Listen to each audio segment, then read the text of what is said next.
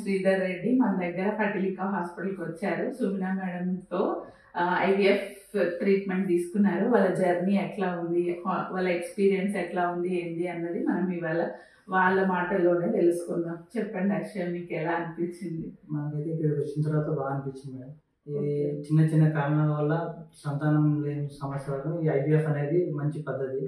ఇది కాకపోతే ఇందులో కూడా ఎన్నో హాస్పిటల్స్ ఉన్నాయి, కాకపోతే ఇందులో కేరింగ్ అనేది ఇక్కడ బాగుంది. మాకు ఐవీఎఫ్ ఇక్కడ మేము చేయించుకున్నాం. ఇక్కడికి వచ్చిన తర్వాత మాకు చాలా బాగా అనిపించింది.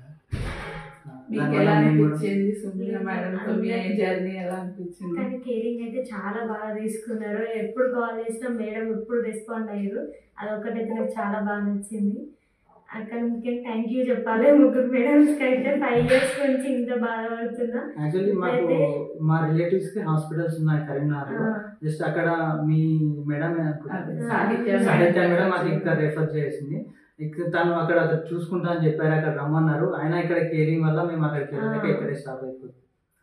చాలా జర్నీ కూడా మీది ఫస్ట్ నుంచి మేము టైం తీసుకున్నా కూడా మేడం అయితే బాగుంది. ఎలా అయినా అక్షయ్ అది సక్సెస్ కావాలి అని మనం కొంచెం టైం పట్టింది, అయినా కూడా సక్సెస్ అయింది. ఇప్పుడు 28th week చాలా హ్యాపీగా ఉంది. Thank you madam. మీరే ఫస్ట్ మీకు థ్యాంక్స్ చెప్పాలి. అసలు ఏ హాస్పిటల్ కూడా నాకు తెలిసి ఇట్లా ఇంత కేర్ తీసుకోరేమో. ఇదైతే చాలా బాగుంది అసలు. Okay, thank you Akshay.